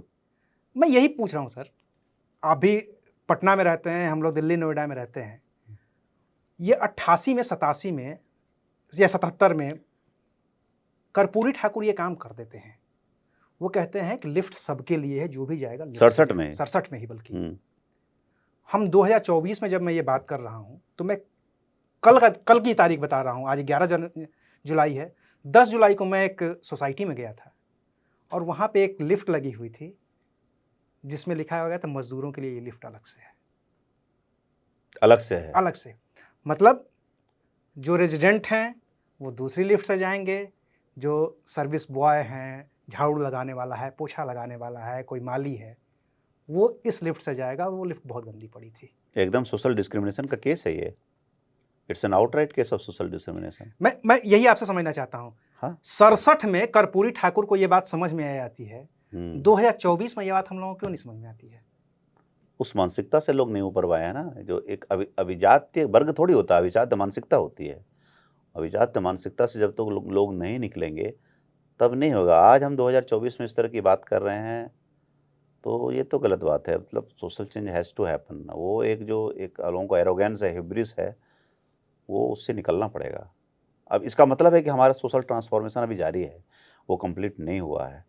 अब कर्पूरी ठाकुर तो एक हुए, और भी सोशल रिफॉर्मर की हमको हो सकता है ज़रूरत पड़े। मैं इसीलिए इसका ज़िक्र कर रहा हूँ, हुँ, क्योंकि कोई ये पूछता है कि कर्पूरी ठाकुर क्यों ज़रूरी हैं, हाँ। तो इसीलिए ज़रूरी है क्योंकि 2024 में भी अभी वो काम पूरा नहीं हो पाया है, जो 1967 में कर्पूरी और ठाकुर आज जो शुरू कर जितनी रहे भी थे। आप देखिए, मैं जोड़ता हूँ एक चीज़ कि जितनी भी आप बात कर रहे थे, इतनी लाभार्थी योजना की हम बात कर रहे हैं, जिसको कि बहुत बड़ा पॉलिटिकल प्लैंक बीजेपी ने बनाया, अपोजिशन इस चीज़ का कोई जवाब नहीं है। हार की इकलौती वजह है। इस सब के फाउंडर फादर ये हैं कि अंतर यही था कि वो एक असर्टिव एक्शन था, अभी पॉपुलिज्म हो गया है। अभी कॉम्पिटिटिव पॉपुलिज्म में कन्वर्ट कर गया है, रादर कि अब 5 किलो देंगे तो हम 10 किलो देंगे, तुम इतना देते हो तो हम इतना देंगे, एक कॉम्पिटिशन हो गया। वहाँ था कि जो वंचित है, जो डिप्राइव्ड है, उसको दो, ये आइडिया था। बाद में जयललिता ने 2 किलो जो ₹2 का चावल का दिया, या फिर कि स्कूल में भोजन की शुरुआत की। तो ये जो पुअर जो पॉलिसी है, प्रो पीपल, पुअर मत बोलिए, प्रो पीपल पॉलिसी जो बात है, ये कर्पूरी ठाकुर के लाइफ में भरे हुए हैं। कुछ तो उनके लाइफ से ही निकल के आए हैं, अपने अनुभव अपने से, व्यक्तिगत अनुभवों से है। अपने व्यक्तिगत अनुभव से आए। स्कूल का फी वेवर का आप देखिए, तो आप देखिए कि नीतीश कुमार के जितने आप डिसीजन देखेंगे, उसमें कहीं न कहीं कर्पूरी जी छुपे हुए हैं। छोटे च इस पे सारा बीज वहीं है, बीज वहीं से लिया है, उसको बड़ा किया है, पौधा बड़ा किया है। लेकिन एक फ़र्क जो मुझे समझ में आ रहा है, उस पे आप विस्तार से बता सकते हैं। हुँ, कर्पूरी ठाकुर ने बहुत सारी योजनाएँ शुरू की, गरीबों के लिए, वंचितों के लिए, शोषितों के लिए। हुँ, लेकिन उनमें से कोई भी एक योजना ऐसी नहीं थी, जो कर्पूरी ठाकुर को वोट दिला सके। हुँ, कर्पूरी ठाकुर की जो 9 बार की लगातार विधानसभा की जीत है, वो उनके अपने जेस्चर की जीत है। हर विरोधी सब कुछ करता रह गया। हुँ, और अब की तारीख में जो भी हो रहा है, चाहे आप जयललिता की बात कर रहे हो तो, चाहे आप बीजेपी की बात कर रहे हैं तो, चाहे नीतीश कुमार की बात कर रहे हो तो, इन सब ने इनको वोट दिए हैं। इन सारी योजनाओं ने इनको वोट दिए। इस अंतर को आप कैसे देख रहे हैं? हाँ, तो वो इसलिए हुआ ना कि उस चीज़ को इतने बड़े स्केल पर रेप्लिकेट किया गया, उसका इतना प्रचार किया गया। आप देखिए, ये चुनाव सबसे बड़ा एग्ज़ाम्पल है। जो 5 किलो राशन की इतनी चर्चा हुई इस चुनाव में, पूरे चुनाव में, मुझे लगता था कि ये बड़ा डिफाइनिंग थीम है। कहीं जाइए तो कहते कि अनाज तो दिया है ना कम से कम। तो उस चीज़ की कर्पूरी ठाकुर जैसे लोगों ने मार्केटिंग नहीं किया, उनको पता भी नहीं था कि मार्केटिंग करने लायक बात है कि नहीं है, या फिर एक नेचुरल नैसर्गिक रूप से वो कर रहे थे। लोगों को अब इसमें कंस्टिट्यूएंसी दिखती है कि भाई हम तुमको ये देंगे। अब डिलीवरी हो गया, मतलब कि एकदम डीबीटी मॉडल में हमारा पॉलिटिक्स चला हुँ। गया, डायरेक्ट बेनिफिशियरी ट्रांसफर वाले मॉडल में चला गया। ये अंतर इसलिए है कि अब ये प्रोनाउंस्ड हो गया है। लोगों को लगता है कि it will convert into votes, it is converting into hmm. Votes. उनके टाइम में एक सोशल ट्रांसफॉर्मेशन में एक कड़ी थी। वो भोगा था, उन्होंने लगा कि यहाँ तक पहुँचाया जाना चाहिए था। उन्होंने ये नहीं सोचा होगा कि इससे वोट इस तरह वोट से मिलेगा। मिलेगा। अब भविष्य में इसको इतने बड़े स्केल पर आप 5 किलो राशन क्या आप टैक्स पेयर के पैसे से दे रहे हैं ना सर? और कहाँ से आ रहा है? कहाँ से आ रहा है? ये कोई पॉलिटिकल पार्टी तो नहीं दे रही है। और मान लीजिए जो वंचित लोग हैं, जहाँ आप राइट टू फूड की बात करते हैं, खुद आप वो तो आपने अधिकार दिया वो एक्ट के तहत कि कोई किसी को आप भूखने मरने देंगे। It is your duty to do so. इसको पॉलिटिसाइज़ करने की क्या ज़रूरत है? ये तो आपको करना है। यही अंतर है कि अब हर एक चीज़ की मार्केटिंग होती है, उसमें उस तरह मार्केटिंग नहीं थी, उसमें एक लीडर की स्टैंडिंग थी, उसका रीच आउट होता था कि भाई एक नेता है, निकला है, वो ऐसा नहीं था कि एक दूरी थी, ग्लास सीलिंग थी कि कर्पूरी ठाकुर नहीं मिल सकते हैं, कोई ईजी प्रोटोकॉल है। मैं यही बात करने वाला था आपसे कि जी। आज की तारीख में आप एक बड़े अंग्रेजी अखबार के पत्रकार हैं, पटना में रहते हैं। आप मुख्यमंत्री तक कितना एक्सेसिबल हैं? और कर्पूरी ठाकुर तक रिक्शा वाला अजोर पासवान कितना एक्सेसिबल था? हाँ भाई, जो रघुवीर साहब को हाँ, मुख्यमंत्री अपॉइंटमेंट दिला सकता है, रघुवीर सहाय किसी परिचय के मोहताज नहीं थे। परिचय मौके के मोहताज नहीं है, यही था कि अपॉइंटमेंट उन्होंने नहीं लिया हाँ, था। अगर चलिए हम दिलवा देते हैं आपको। अब क्या है ना कि ये ईजी प्रोटोकॉल जो है ना, वो खत्म हो गया। अब देखिए, जनता दरबार तो चंद्रशेखर सिंह जो लगाया हुँ। करते थे, लेकिन वो एक दूरी रहती थी, कागज़ समेट करके चले जाते थे। हाँ, लालू जी कुछ अलग तरीके से लगाते थे। लालू जी अगर पुलिस की कोई समस्या है तो डीजीपी को फ़ोन नहीं करते, वो थानेदार को फ़ोन करते थे। प्रोटोकॉल को रिलैक्स कर दिया। वो इस किताब में तो नहीं है कि पहली किताब में एक हाँ, ज़िक्र है कि भाई कैसे डीएन गौतम पूर्व डीजीपी था, उसमें बड़े अधिकारी थे पुलिस के, साथ में अचानक रुके, कोई दलित की बस्ती दिख गई, दरवाज़ा खटखटाया, तो के? तो लालू, फिर दूसरा खटखटाया, फिर दूसरी बार कहते हैं ललुआ, खोल के देखा तो एक गरीब दलित आदमी सामने मुख्यमंत्री खड़ा है प्रदेश का, गला लगा लेता है उसको। जिंदगी भर अपने पूरे कितने जनरेशन को कहानी सुनाएगा वो। तो ये चीज़ था, वो प्रोटोकॉल रिलैक्स किया। फिर मैं, अब जनता दरबार नीतीश जी लगाते थे तब मिलना लोगों को सहज था। फिर बाद में कोरोना काल के बाद फिर वो क्या हो गया कि वो लिमिटेड प्रवेश हो गया, 1-2 मीडिया हाउस की एंट्री हो गई। आज के डेट में कहेंगे तो मुख्यमंत्री से मिलना बहुत आसान काम नहीं रह गया नहीं है। है, आसान काम नहीं है। आपको बहुत कारण पूछे जाएँगे, ब्यूरोक्रेट के पास डाइवर्ट किया जाएगा, किसी लिए कुछ कोर्ट है तो कोर्ट में दिलवा दिया जाएगा। इंटरव्यू देंगे तो सबको देंगे, नहीं तो किसी को नहीं देंगे। और आप किसी फंक्शन के साइड लाइन्स में अगर पकड़ में आ गए हो, तो पकड़ में आ गए। विधानसभा में आपको पकड़ में आ गए, वो भी आजकल कम हो गया है। तो ये इनका क्या था, ईज़ी प्रोटोकॉल था। इनके मतलब कि घर में एक पूरा लोग बैठे हुए हैं, ऑफ़िस में बैठे हुए हैं। उनके जो प्रिंसिपल सेक्रेटरी यशवंत सिन्हा, बोला कई बार उनको उठा करके डाक बंगलों से ले जा करके वो कहीं कहीं ले जा करके वाल्मीकि टाइगर रिजर्व में जाकर उनसे फाइल साइन करवाते ताकि वहाँ लोग नहीं वहाँ मिले। लोग ना पहुँचे। शेखपुरा के किसी गेस्ट हाउस में किसी को पता नहीं कि मुख्यमंत्री आया हुआ है, रात में चल दिए 2 बोरा फाइल लेकर के। पटना जू में जाकर के बैठ करके पेड़ के हाँ, नीचे कर 2-2 रहे हैं। बजे 2-2 बजे रात में सेक्रेटेरिएट में बैठे हुए हैं, फाइल्स में वहीं सो गए, टेबले पर बैठ के सो गए। तो he was a different kind. ऐसा नहीं था कि वो बड़ा महान बनने की कोशिश कर रहे थे कि ऐसा करने से कोई महान बनता है। तो गांधी जी भी नहीं सोचे होंगे आधे धोती पहनेंगे, आधे ओढ़ेंगे तो हम बड़का महान बन जाएंगे। कर्पूरी जी ने नहीं सोचा, वो बड़ा नैसर्गिक रूप से आया। जिस तरह से वो पले बढ़े, ठीक है, 52 में ही बन गए थे, वो चाहते थे पैसा कमा पैसा सकते जमा थे, कर सकते, पहली कमा बार सकते विधायक बन थे, गए थे। अच्छा कपड़ा पहन सकते थे। आज की देखिए कर्पूरी ठाकुर के पटना में म्यूजियम में जाइए तो अभी भी उनको खादी वाला कपड़ा, वो मफलर, वो चश्मा, मैंने 3 जिक्र चश्मे, 1 दर्जन धोती कुर्ता। एक दर्जन जी, आपने देखिए लास्ट चैप्टर में हुँ, लिखा है, हुँ, एक घड़ी है हुँ। जो कि 1:53 53 पर मिनट 53 बन मिनट गई पर है। अटकी हुई है, लेकिन कर्पूरी की लेगेसी टिक करती जा रही है। ऐसे मैंने अंत किया हाँ, हाँ, वो देखा है मैंने होता है। उसका। एक तो बेटे की बाइक, क्योंकि अब आहा! आप जब क्या कहते हैं बात है! जब आप कहते हैं गूगल सर्च पे खोज लीजिए कर्पूरी ठाकुर को, तो विकिपीडिया पे कर्पूरी ठाकुर के सिर्फ एक बेटे हैं, रामनाथ ठाकुर, आहाहाहा! जो मंत्री हैं केंद्र में। हाँ, आपकी किताब में और हकीकत में उनके 2 बेटे हैं, 1 बेटी है। दूसरे बेटे उनके हैं डॉक्टर। हाँ। और मुख्यमंत्री जब बनते हैं कर्पूरी ठाकुर, तो उनके एक पर्सनल सेक्रेटरी उनके बेटे को एक बाइक खरीदते हैं लोन पे। आधा पैसा चुकाते हैं, बाकी वो सेक्रेटरी लक्ष्मी साहू खरीदते हाँ, हैं। हाँ, लक्ष्मी साहू जो पर्सनल सेक्रेटरी थे। पर्सनल सेक्रेटरी, हाँ, वही कह रहा हाँ, तो वो हाँ। वो उनके मुख्यमंत्री के बेटे के लिए बाइक तो खरीद के देते हैं लोन लेकर के। हाँ, इंस्टॉलमेंट में। इंस्टॉलमेंट में कि हाँ, ₹500 महीना हम देंगे, हाँ। और फिर वो नहीं देते हैं और बिल पहुँचता है बेटे के कई सालों के पास। बाद। क्या है वो किस्सा? चूँकि मैंने तो पढ़ा है तो नहीं, मुझे वो पता है वो किस्सा बड़ा है। इंटरेस्टिंग था। देखिए, आप वीरेंद्र ठाकुर से मिला ना तो बड़े दर्द के साथ कहा कि संतोष भाई किताब तो लिख रहे हैं लेकिन एक चीज़ करेक्ट हो जाए आपके इधर से, हुँ, बाबूजी का एक ही बेटा आता है। हुँ। ऐसे बोलते हैं वो, ऐसे। अच्छा, मतलब है उनको इसका दुःख। हाँ, हाँ, अरे! उनके जबकि दुःख को मैंने रिफ्लेक्ट किया हाँ, है। जबकि दूसरे बेटे डॉक्टर हैं उनके बाकायदा डॉक्टर भाई। हैं तो मैंने कहा कि भाई ऐसे कैसे हो सकता है भाई, हुँ, आप रिसर्च नहीं किया होगा। हुँ, हम कहे कि आपका जितना वर्जन है तो आपने देखा हो पूरी किताब में, उनका तफ़सील से उनकी हुँ, बीमारी का, उनको किसी ने मदद हुँ, किया, वो जो कहना चाहते हैं, वीरेंद्र ठाकुर का एकदम कैसे उन्होंने बीच में पढ़ाई छोड़ी, उनका इलाज हुआ, हाँ, फिर वो पढ़ाई का उन्होंने इलाज किया, इंदिरा गांधी ने हाँ, ऑफ़र किया इलाज के लिए, हुँ, रेफ़र किया, फिर अपने पैसे पे गए। और कर्पूरी ठाकुर कैसे कहते हैं कि भाई तुमको अगर जीना होगा तो ऐसे जियोगे, हम 2 आदमी नहीं जा सकते, पैसा नहीं है बाबू। वहाँ जाते हैं, एक छपरा का कोई आदमी मिल करके मदद करता है, तब उनका ऑकलैंड जाते हैं वो। ऑकलैंड जा करके उसके बाद भल्लो का ये होता है। और ये प्रश्न क्या था मूल?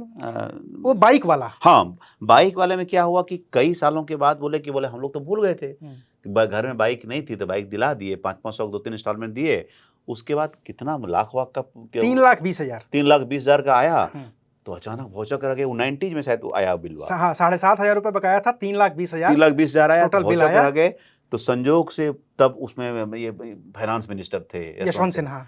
उनको पकड़े, तो वो प्रधान सचिव रह चुके थे, बड़ा लगाव था। हुँ, तो बोले कि देखिए ना ये हुआ है, गए पकड़े, तब कैसे बैंक से सेटल करके वो कहानी खत्म हो गई। और उनके कार की कहानी गजब है। वो जो ऑफिशियल कार रखते थे, हुँ, उसकी चाबी देते थे बहुओं को पास रखने के लिए अच्छा। कि बेटवा सब कुछ चलाने नहीं देना है। हाँ, आधिकारिक इन्हें की सब्जी लेने के लिए जाएगा कार का इस्तेमाल। तो बड़ी कुढ़न रहती थी इन लोगों को, बच्चों की, कि यार मुख्यमंत्री का बेटा है या फिर ये हैं, ये उन्हें लोग चला नहीं पाते। तो उस मामले में इनका जवाब नहीं था। मतलब एक बार शायद हॉस्पिटल से पत्नी बीमार पड़ गई थी और शायद कार का इस्तेमाल परिवार के लोग नाराज हो गया था। बोला ना हम पर्सनल यूज में कैसे बीमार पड़ रही, अपन व्यवस्था कर भाई, अपनी भाषा में बोला। तो ये कौन ऑस्टेरिटी आजकल ये प्रैक्टिस करता है? एक बस कर्पूरी के व्यक्तिगत, हाँ, हाँ, राम मनोहर लोहिया समाजवाद के सबसे बड़े पुरोधा, ज़रूर।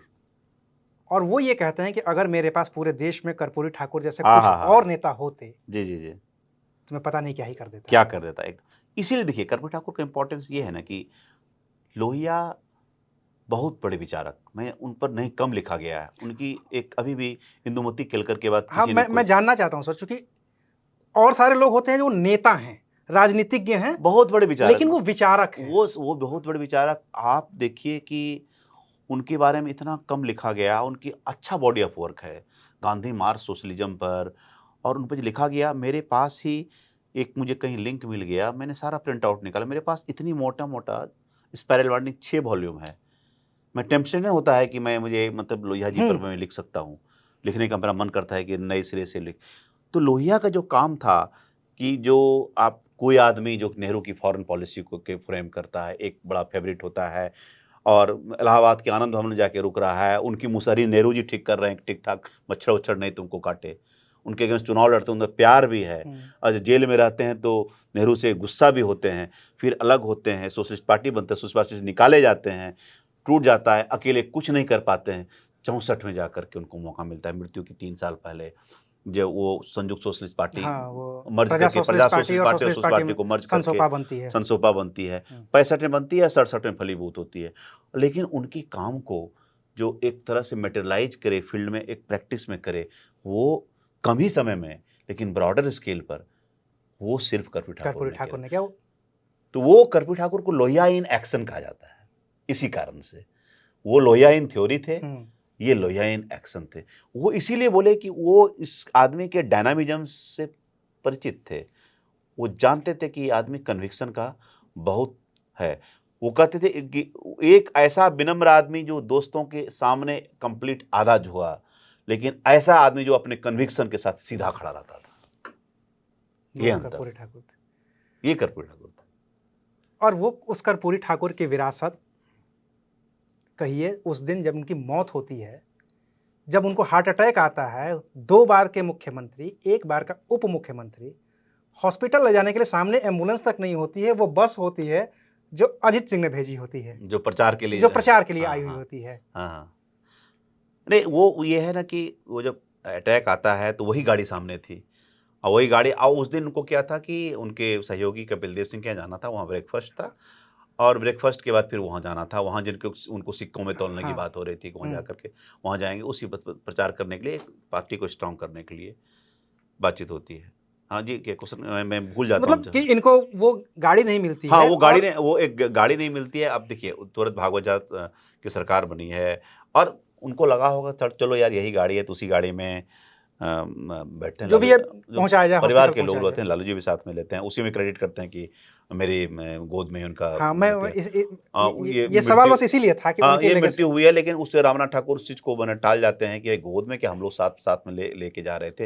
वो is a matter of symbolism बोले कि चूँकि he did not discredit him कि एक्कम्पेनिड हिम और बाद में किस प्रकार का आप देखते हैं कि भाई लालू जी प्रोमिनेंस में आते हैं। क्योंकि वो तुरंत दिखा देना था कि ये चले गए, आई एम द मैं लीडर। हूँ। आई हैव अराइव्ड और जो नेताओं को धकिया करके किनारे के कंधे करके लालू जी आगे जाते हैं और अपने थिएट्रिक्स एट हिज बेस्ट वो करते हैं और वो हमेशा से लालू ऐसे ही रहे हैं ना? हाँ, बाँस घाट पर वो ठीक है, वो हर एक पॉलिटिशियन हाँ, करता है, बाँस घाट पर अपना वो का और एक तरह से अपने आप को नेता डिक्लेयर कर देते हैं। तो उनके मृत्यु के बाद जो एक पॉलिटिकल कैपिटल कर्पूरी बिकेम एक political capital, he was no longer a person एक कार्नल में, हुँ, एक हुँ, शरीर हुँ। में एक व्यक्ति नहीं था, वो एक आइडियोलॉजी हो चुका था और एक पूँजी थी, एक विरासत थी, जिसको सब कोई ऑन करना चाह रहा था।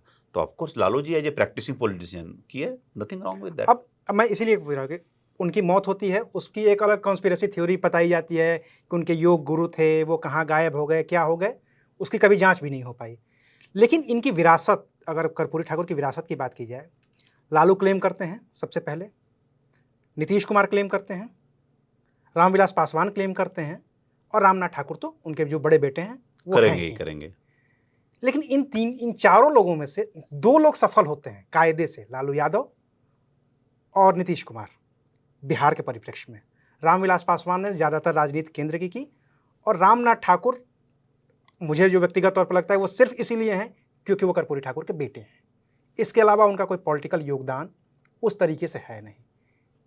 कैसे देखते हैं इनकी पूरी पॉलिटिकल लीगेसी को?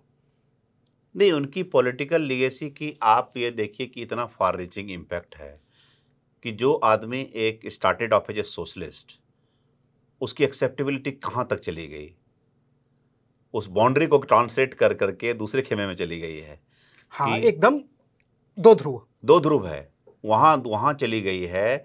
और उनकी पॉलिटिक्स को कोऑप्ट करने के लिए बीजेपी किस प्रकार प्रयास कर रही है। जब ये जाते हैं जब सेंटेनरी सेलिब्रेशन है विधान परिषद का, प्रधानमंत्री जी जाते हैं वहाँ, तो दो ही मुख्यमंत्री की चर्चा करते हैं, श्री कृष्ण सिंह के, कर्पूरी ठाकुर की। तो वो जो उनकी उनकी पॉलिटिक्स को, उनकी लेगेसी को जो कोऑप्ट करने की कोशिश है, उस पॉलिटिक्स में क्या है देखिए, उस पॉलिटिक्स में सोशल एसिमिलेशन है, एक सामाजिक सौहार्द है, सामंजस्य। उस पॉलिटिक्स में गवर्नेंस का प्रो पुअल प्रो पीपल गवर्नमेंट का बहुत अच्छा मॉडल है। उस पॉलिटिक्स में एक जननायक है, एक ऐसा आदमी, पीपुल्स लीडर। रॉबिन साहब पुष्प ने उनके मरने के बाद जबरदस्त बात कही कि भाई, महान होना तो आसान काम है, लेकिन ऐसा होना कि लोगों को लगे ये हमारे बीच का था, ये बड़ी बात है। तो कर्पूरी ठाकुर वो बीच का वो आदमी है जिसको कि जावेद हुसैन ने अपनी खूबसूरत कविता भीड़ का आदमी ने, वो भीड़ की आत्मा नहीं परमात्मा था, तो उसको जिक्र किया है। तो इस आदमी में वो बात थी, मतलब उनके क्रिमेशन का सीन देखिए ना, क्या लंबी भीड़ है। एक महिला पुलिस वाले को थप्पड़ मार देती है, एसपी रैंक के अधिकारी एसपी रैंक के अधिकारी कि मेरा बेटा मरा है, तुमको पता है, हमको नहीं जाने देगा। एक जो हेमवती नंदन बहुत जिक्र करता है कि एक बच्चा बैठा हुआ बाप के कंधे पर, आप पूरे ऐसे हाथ जोड़े हुआ है, छोटा सा बच्चा, उसको पता नहीं, लेकिन लगा कितना बड़ा माफी पूरा।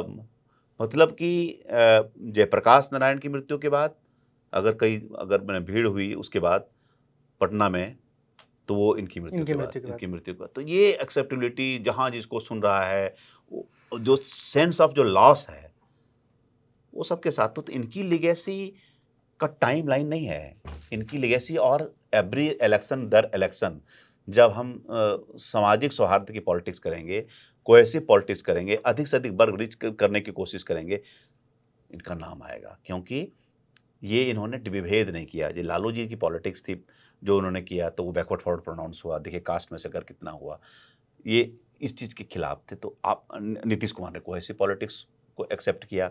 अब जो पॉलिटिक्स है उसमें आप इस तरह की बात नहीं कर सकते हैं।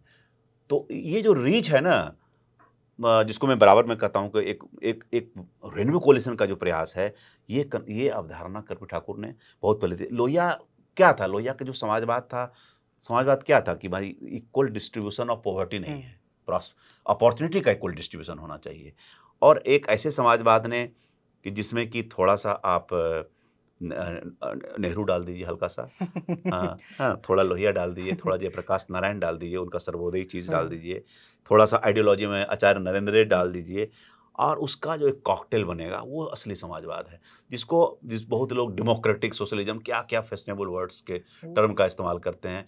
मैंने तो उसको एक डेमोक्रेसी मांगता हूँ। मैंने इस किताब का अंत लैंगस्टन ह्यूजेस के मतलब कि एक कविता से, डेमोक्रेसी के पोएम से किया है कि भाई, ये लॉन्ड जो लैंड है उसको ऑन करने दो, ये मेरा लैंड है, ये डेमोक्रेसी है, ये प्रजातंत्र है। क्योंकि ये प्रजातंत्र ही है, और ये कर्पूरी ही तो है ना। हाँ। कि जब वो दान लेते हैं ₹2.5 का और रसीद नहीं होती है, तो छपा के बाद में बेचते हैं, छपवा के बाद में बेचते हैं, भले ही उससे ज्यादा उनको स्टैंप ड्यूटी देनी पड़ी है। स्टाम्प ड्यूटी बने। ये एक अजब तरह की पॉलिटिक्स के लोग कहते हैं कि बड़ा हम लोग लेखक, चूंकि मैं तो बायोग्राफर हूँ, रोमांटिसाइज नहीं, मैंने वही लिखा जो फैक्ट्स में निकले। मैं कहता हूँ कि भाई पावर सीकर थे, मैं 12 बोलता हूँ कि मैंने एक चैप्टर डिवोट किया कि रामानंद तिवारी प्रेसिडेंट ने बने दिया, उनका आइडियोलॉजिकल डायलेमा कैसे था, कांग्रेस में जाते जाते कैसे रुक गए, सब कहानी बताई है। 62 में उनको मंत्री पद मिल गया होता। हाँ, मंत्री पद मिल गया होता, 64 में वो चले गए होते, लेकिन रुके, और उनको आइडियोलॉजिकली उन्होंने उस चीज़ से वेवर नहीं किया, और कन्विक्शन के पक्के थे। सब कोई पावर चाहता है, सब कोई जो मिलेगा आपका कंपटीटर, उसको आप नीचा दिखाने की कोशिश करेंगे। वो देवता थोड़ी थी, वो भी एक पॉलिटिक्स, लेकिन उनका एक ब्रॉडर पर्सपेक्टिव के रूप में हम इतने मृत्यु के इतने सालों के बाद उनको डिस्कस कर रहे हैं, वही तो उनका सक्सेस है ना। कितने नेता डिस्कस होते हैं, मृत्यु के 5-10 साल में लोग भूल जाते हैं। सही बात है। मैं तो उनकी पॉलिटिकल लॉन्जेविटी अभी और 50-100 साल देख रहा हूँ। हाँ, जब तक ये तो जिस तरीके से ये चल रहा है, अभी हाँ। की चीजें चल रही हैं, हाँ, उसमें तो 50 जितना मॉडल चल रहा है सब घुसा दिए, वहां कर्पूरी जी मिलेंगे आपको। लिखा नहीं गया था कर्पूरी जी पर ना।